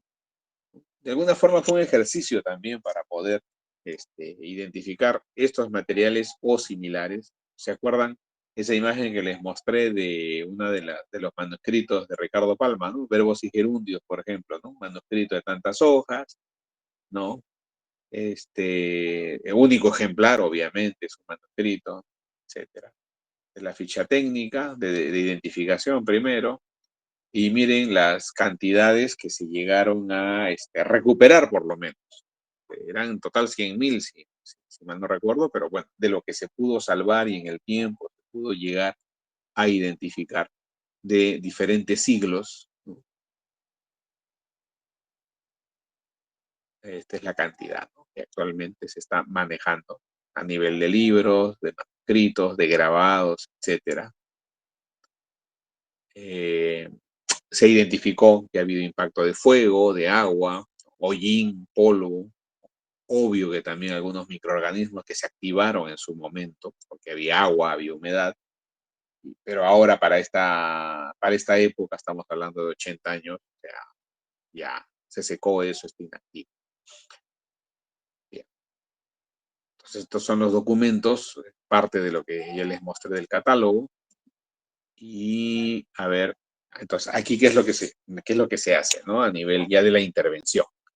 Se hace una limpieza en seco para remover restos de polvo, también acuosa, ¿no? Y luego se trata de rehabilitar el material mediante ya sea humectación, se puede laminar inclusive, ¿no? Pero estos son los procedimientos que ya los especialistas los empiezan a atender. Y finalmente, si lo encontramos de esta manera, miren cómo estaba, ¿no? Por lo menos esto tenía una buena cantidad el ejemplar estaba casi completo, estaba en estas condiciones, desintegrado, ¿no? Desencuadernado, frágil, suciedad, bordes perdidos, etcétera. Pero ya después se armó nuevamente el volumen, se laminó, se reforzó, se reintegró un poquito de, ¿no?, los bordes, por ejemplo, y se volvió a darle una presentación, se encuadernó y bueno, esto ya está en estas condiciones, es lo máximo que se puede hacer aquí, no volverá a ser el original, pero por lo menos se conserva buena parte del mismo va debidamente protegido, aislado, y este es el trabajo que corresponde hacer. En algunos casos se aplica estos procedimientos y bueno, esto ya para terminar, son algunos de los documentos que se han desarrollado en esta área. Esto lo veremos en otras sesiones. Ok, está en la presentación. Y bueno, nada, esto lo mostraba con el objetivo de que vean de que situaciones como esta, ¿no? Demandan pues una serie de, situaciones como esta, ¿no? Tienen un impacto sobre los materiales, ¿no? Los tenemos de esta forma. Y nada, hay que recuperar estos objetos y con el tiempo, con los insumos, con el personal que nos ayude a poder manejar mejor este tipo de situaciones, ¿no? Bien, veo que se me está yendo el tiempo y he dejado de, me he concentrado mucho en este tema y he dejado de hacer algo que debería atender hace un rato, antes que se me pase, disculpen. Espero que estas presentaciones ayuden, sean atractivas para sus intereses, pero igual hay que hacer algo que, ¿dónde estás? ¿Qué es esto?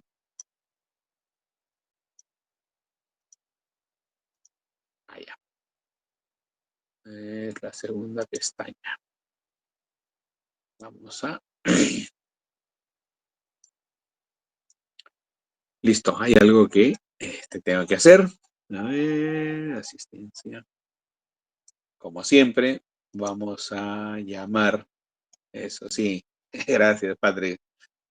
Eso, vamos a llamarlos. A ver, ¿dónde están? Como siempre, ustedes ya saben que los llamo y me dan el presente respectivo. A ver, Marden Aguirre. Marden Aguirre. Vamos a ver, espero no haberlos dormido con mi presentación. Deben estar ustedes por ahí. Marden Acá Aguirre. estamos, profe. Ya, muy bien, Melissa, gracias. Patrick Agurto. Patrick Agurto. Presente, profesor, buenas noches. ¿Cómo está, Patrick? Buenas noches. Gracias. Michelle Ankelia. Michelle Ankelia. Buenas Profesor, noches. disculpe, buenas noches. Aguirre. No lo había escuchado, profe, disculpe. Marden, muy bien, muy bien. Ya decía yo, pensé que lo había dormido con mi presentación. No era así, no era eso. No, profe. Gracias. Ok. Melissa, si está presente. Presente, profe. Buenas noches. Bien. Buenas noches, Melissa. Stuart Aparicio. Buenas noches, profesor. Presente. ¿Qué tal, Stuart? Dana Arias. Dana Arias. Presente, profesor. Buenas noches. ¿Cómo está, Dana? Buenas noches. Seguimos con Víctor Atúncar. Buenas noches, profesor. Presente. ¿Qué tal, Víctor? Buenas noches. Continuamos con Víctor Beldi. Soy yo, profesor. Muy buenas noches. ¿Qué tal, don Víctor? No. Carol, buen día. Carol, buen día. Presente, profesor. Buenas noches. ¿Cómo está, Carol? Buenas noches. Manuel Calderón. Presente, profesor. Buenas noches. Manuel, buenas noches. Roberto Calla, que también expuso hace un rato. Buenas noches, presente. ¿Cómo está, Roberto? César Campos. Buenas noches, profesor. Presente. ¿Cómo está, César? Buenas noches. Continuamos con Pedro Capristano. Profesor, ¿cómo está? Buenas noches. Presente. Buenas noches, Pedro. Bien. Sigue Miguel Córdoba. Buenas noches, profesor. Presente. ¿Cómo está, Miguel? Buenas noches. Nelly Espino. Buenas noches, profesor. Presente. ¿Cómo está, Nelly? Buenas noches. Continúa, a ver, había alguien que tenía problema. Ah, ya. A ver, seguimos con Rocío Gutiérrez. Profesor, buenas noches. ¿Cómo Quiero está, tirado Rocío? presente, disculpe por la tardanza. Uy, a ver, tirado, todavía no la he llamado, a ver, pero ya la voy a anotar. Ok, muy bien. Seguimos con Rocío Gutiérrez. Rocío Gutiérrez. A ver. Continuamos con, a ver quién.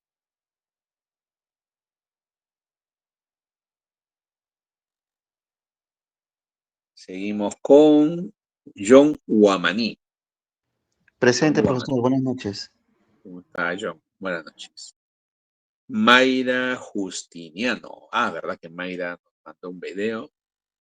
Está Gladys Lescano. Gladys Lescano. Presente. Muy bien. Jael Mirano. Jael Presente, Mirano. profesor. Buenas noches. ¿Cómo está, Jael? Buenas noches.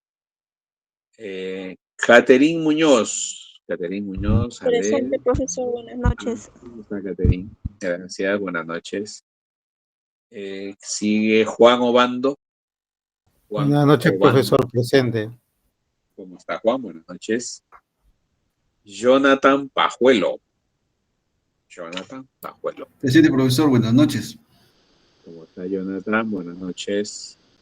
Ana Paredes. Buenas noches, profesor. ¿Cómo está, Ana? Buenas noches. Continúa Gerson Parodi.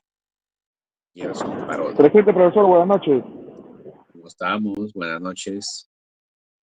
Pascual Ramos. Pascual Ramos. Sigue Cristian Romaní.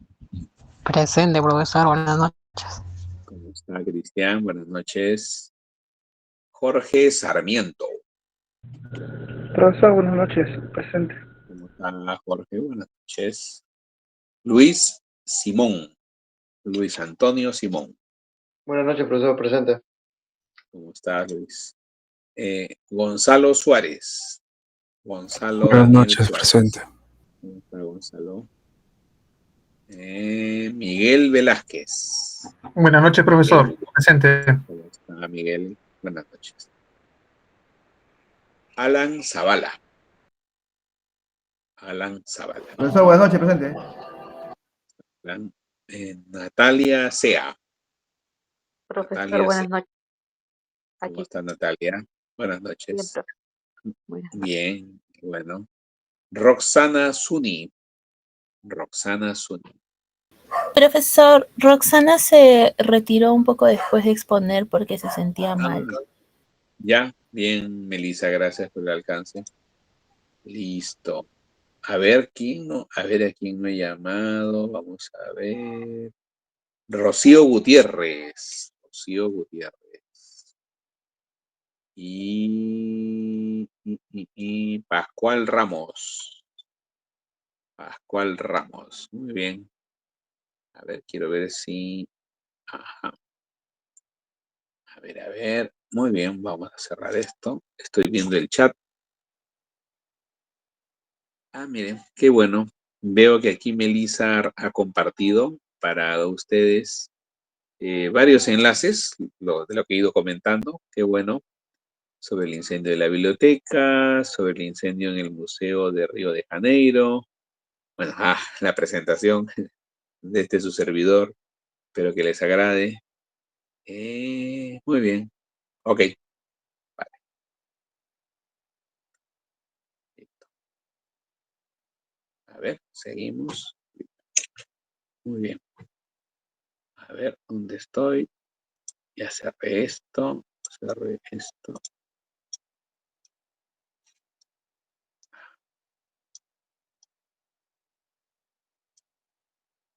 A ver, perdón. Un ratito.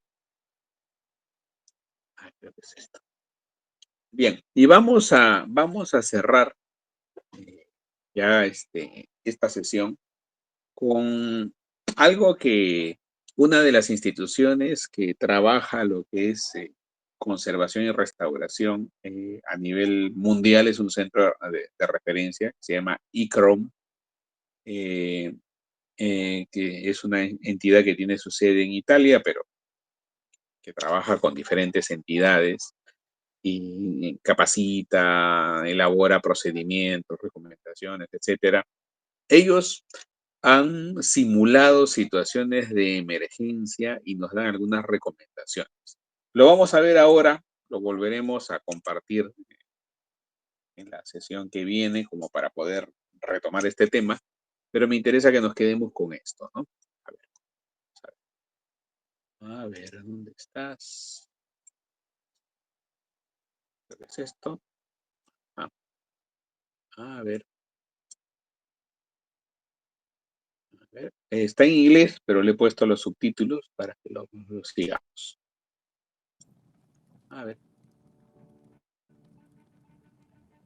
Could we have prevented the devastating fire that destroyed Brazil's 200-year-old natural history museum?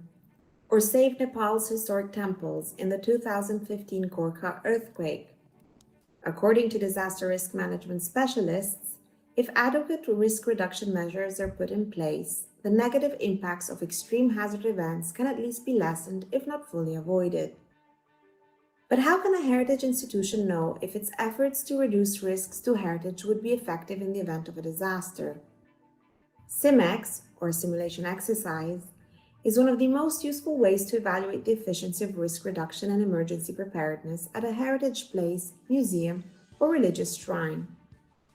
A SIMEX is an interactive field exercise that typically includes a scenario which simulates a real-life emergency situation. It is a mode of training that helps to enhance emergency response skills and improve overall preparedness. This video will guide you through the various steps involved in setting up a full-scale SIMEX at cultural heritage sites. It is based on ICOM's first aid to cultural heritage in times of crisis methodology, developed through years of training and in-field application. The first step for organizing a SIMEX involves the setting up of a mock disaster scene to simulate actual response conditions. A SIMEX typically includes a comprehensive risk assessment, which identifies the disaster risk for your heritage site and helps you understand the rate of occurrence, as well as the impact it would have on the different values and attributes associated with your heritage. A script of a disaster scenario, which is based on a context-specific risk assessment and is usually prepared in advance. Roleplay, which involves simulating the role of key emergency response actors identified in the disaster scenario script. An open area for conducting the exercise equipped with props to simulate the heritage site as described in the scenario. An evaluation, validation, and updating of preparedness and response plans. A critical review of interagency coordination, communication, teamwork, and decision-making processes. A heritage-specific risk assessment must precede the development of a scenario for a SIMEX. For building a realistic disaster scenario, consult your local disaster risk management or civil protection agency. In order to develop a context-specific scenario, consider the rate of occurrence of the identified hazard event, such as a flood or fire, its complexity, and the likely negative impacts on heritage. While writing the scenario, include and test the capacities available in order to avoid, block, and detect the hazard at both regional and institutional levels. Once the script of the scenario is finalized, the organizers, in consultation with the exercise controllers, choose an open and safe site for enacting the scenario. In order to make it look like the heritage site described in the scenario, add suitable props. These may include temporary structures and mock objects. The variety of props used should be determined by the complexity of the scenario and the number of people performing different roles. Ideally, the scene of a SIMEX should be set up at least one day before the actual exercise, enabling the organizers to conduct last-minute checks and review the sequence of events. Keep in mind that you may need special permissions from your local civil authorities to simulate specific hazard events such as a bomb blast or an accidental fire. Ensure that all personal safety precautions are followed while setting up the disaster scene. Role-play in a CIMAX follows the script of the scenario and is based on real-life roles of the different actors named in the disaster risk management plan of an institution. In the absence of a formal disaster risk management plan, the organizers and exercise controllers should identify relevant personnel and volunteers who are expected to respond in case of an emergency and secure the heritage in question. While simulating, ensure that all participants follow personal safety and security regulations issued by the local authorities. Depending on the objectives of the simulation, the exercise controllers may wish to provide specific prior instructions to the participants performing a specific role, such as that of an injured person or a cultural heritage first aider. Each participant is given a badge displaying his or her ID. The exercise controllers may wish to use specific colors to make a distinction between the different roles. Upon the commencement of a CIMAX, the participants, in their allocated roles, are expected to respond to the situation, following previously agreed upon procedures for saving lives and safeguarding heritage. An after-action evaluation is an essential part of any CIMAX. It is also called hot wash.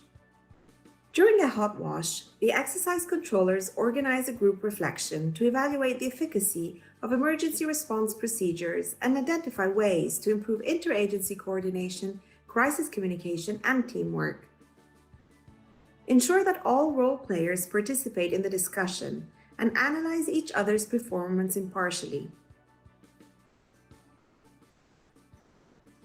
Departments or individuals in charge of disaster risk management planning at a heritage institution can organize a CIMAX in consultation with local civil protection and first responders who coordinate an overall response in the event of a disaster in your area. Ideally, the exercise controllers for a CIMAX should be drawn from the different participating agencies. Information needed to organize a CIMAX can include but is not limited to hazard and risk maps, as well as local weather patterns, heritage-specific risk assessment, site maps and floor plans of the institution, existing institutional capacities for emergency preparedness and response, existing disaster risk management plans and emergency procedures, local emergency response system.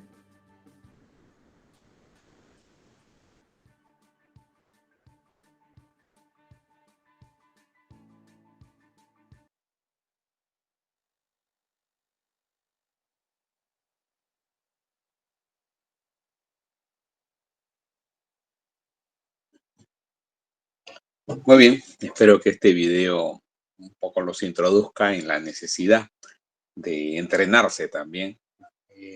No solamente es planificar la prevención, sino poner en ejercicio. Eso es lo que nos intenta transmitir este video, ¿no? Bueno, con esto vamos a cerrar esta sesión y el día